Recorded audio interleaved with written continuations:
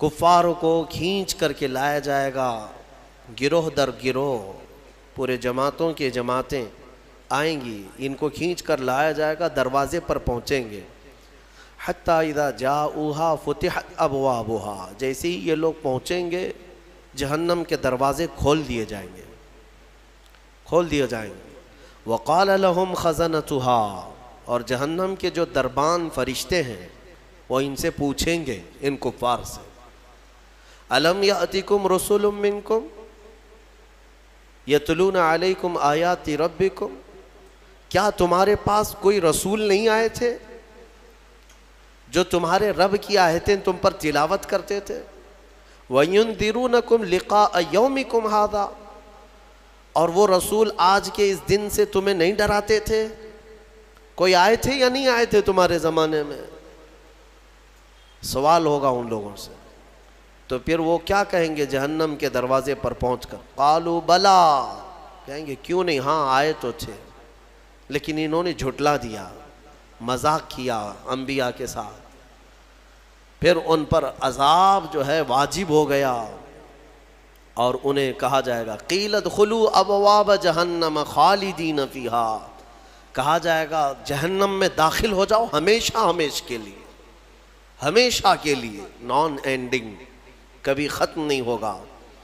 وہ 100 سال ہے کہ 1000 سال ہے کہ لاکھ سال ہے کہ کروڑ سال ہے، ہم نہیں کہہ سکتے، ہمیشہ ہمیشہ کے لیے دوزخ میں چلے جائیں گے کفار۔ پھر اللہ تعالیٰ آیتوں میں فرماتا ہے وَسِيقَ الَّذِينَ اتَّقَوْا رَبَّهُمْ إِلَى الْجَنَّةِ زُمَرًا، پھر جو اللہ سے ڈرتے تھے دنیا میں، متقیوں کی جماعت، ایمان والوں کی جماعت، یہ بھی لائے جائیں گے جنت کی طرف، یہ بھی جماعت در جماعت آئیں گے۔ حتیٰ اذا جاؤہا وفتحت ابوابہا، جب یہ مومنین دروازے پر پہنچیں گے جنت کے دروازے کھول دیے جائیں گے۔ جنت کی خوشبو 500 سال کی مسافت دور سے ہی آ رہی ہوگی، جنت کی خوشبو ابھی 500 سال کی مسافت ہو سکتی ہے، اتنی دور سے جنت کی خوشبو محسوس کر رہا ہوگا مومن، اور جب وہاں پہنچا ہوگا تو پھر خوشبو کا حال کیا ہوگا، دروازے کھول دیے جائیں گے۔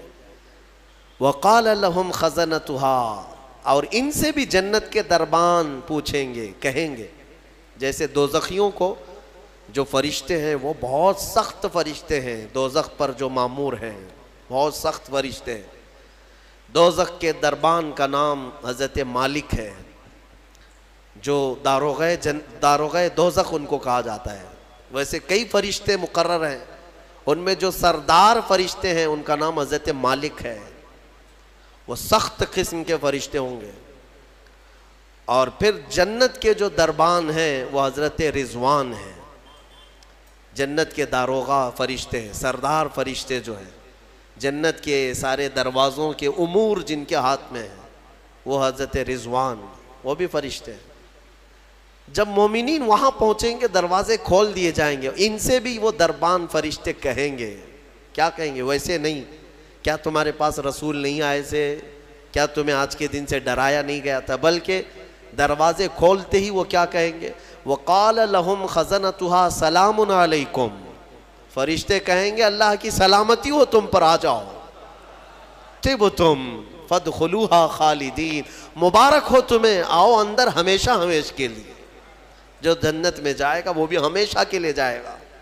وَمَا هُمْ بِخَارِجِينَ مِنْهَا، کوئی بھی جنت سے نکالا نہیں جائے گا، جنت میں جانے کے بعد پھر ایگزٹ نہیں ہے، کوئی نہیں آئے گا، جو وہاں گیا وہ ہمیشہ رہے گا۔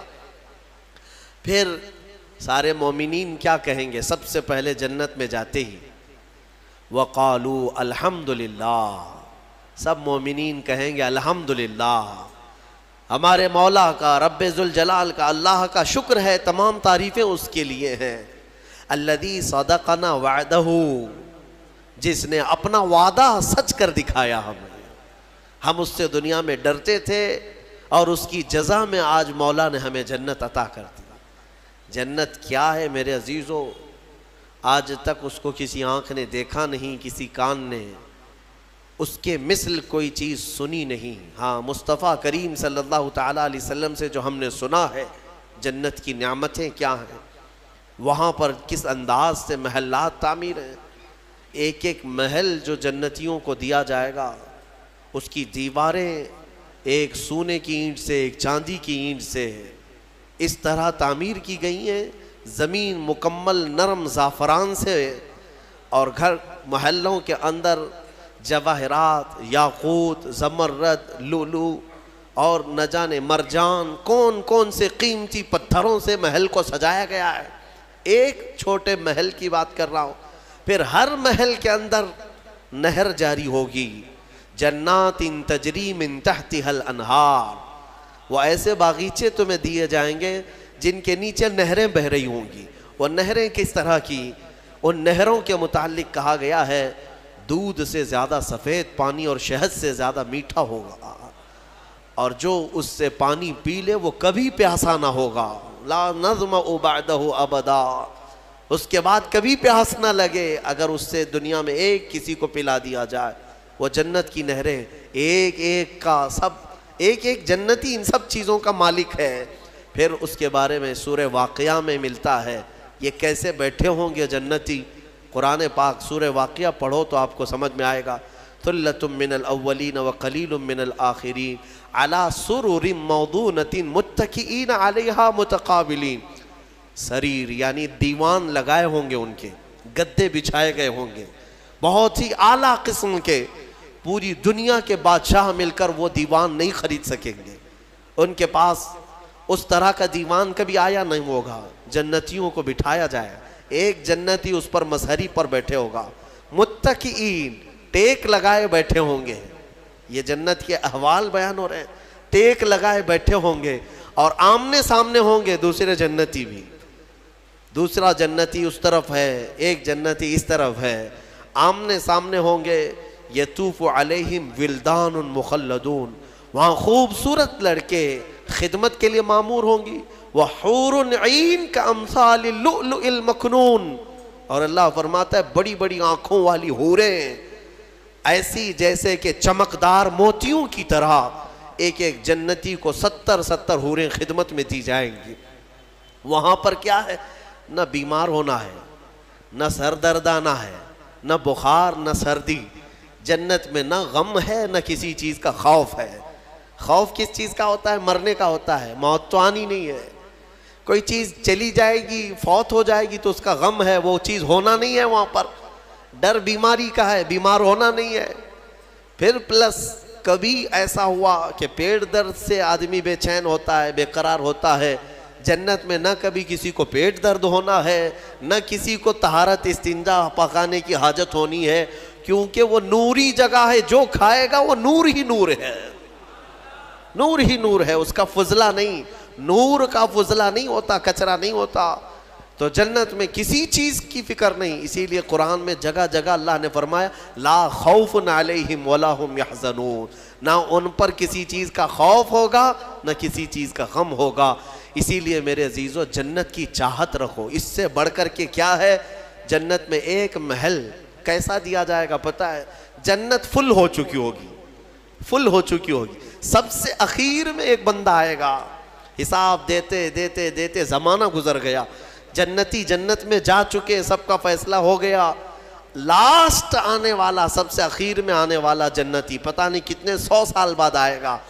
بخشش ہو گئی، اس کی سزائیں ختم ہو گئیں، اسے بھی نکال کر کے لایا گیا. جنت میں وہ آیا، دیکھا ساری جنت بھری ہوئی، سب کے محلات لگے ہوئے ہیں. ظاہر سی بات ہے انٹرنس پر سیدھے ہی آتے ہی بڑے بڑے محلات اور سب کے نام لگے ہوئے ہیں. یہ حسرت سے دیکھنے لگا میں بہت تاخیر سے آیا، مجھے جگہ ملے گی یا نہیں ملے گی. سب سے اخیر میں آنے والا جنتی تو وہ جنت میں اندر آئے گا، رب تبارک و تعالیٰ سے پوچھے گا کہ مولا میری جگہ ہے یا نہیں جنت میں. رب تبارک و تعالیٰ فرماتا ہے جنت میں اس بندے سے پوچھتا ہے تیری کیا خواہش ہے.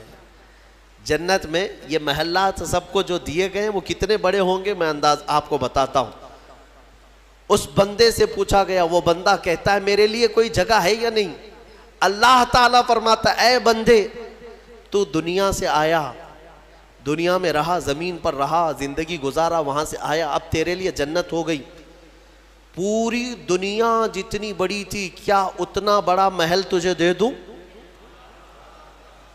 جنت میں اتنا بڑا ایک محل تجھے دے دوں؟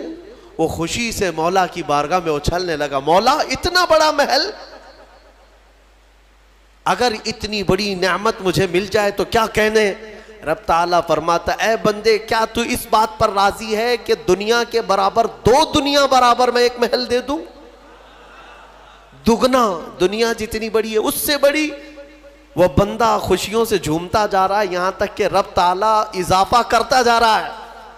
حدیث پاک میں ہے اللہ تعالیٰ نے فرمایا کہ پوری دنیا کے برابر 3 گنا بڑا محل تجھے جنت میں دے دوں. وہ اش کرنے لگا، مولا یہ میری حیثیت سے زیادہ ہے اور تیرے فضل کے لیے کوئی چیز کمی نہیں ہے. پھر مولا تبارک و تعالیٰ حکم دے گا کہ اس بندے کو جو دنیا سے آیا، سب سے اخیر میں آیا، پوری دنیا کے برابر 3 گنا بڑا کر کے اسے محل دیا جائے. یہ سب سے اخیر میں آنے والے کا ہے، جو شروع میں جا چکے ہوں گے ان کے محلات کتنے بڑے ہوں.